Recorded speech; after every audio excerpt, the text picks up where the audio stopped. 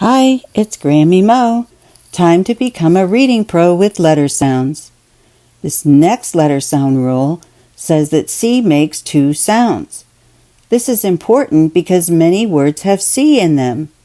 The rule says C followed by E, I, or Y sounds like S, like in city, mice, or cycle.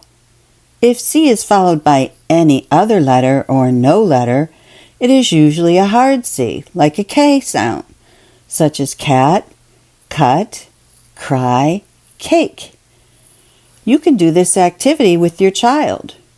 Write the letter C with an X next to it like this. Then write the letter C with a K next to it on another card. Use these words and have your child practice saying the word and putting either under the soft C sound like S or the hard C sound like K. You can use the rule card to help them. Children like this activity and it helps them figure out many words with the letter C in it. Stay tuned for more vowel rules and letter sounds.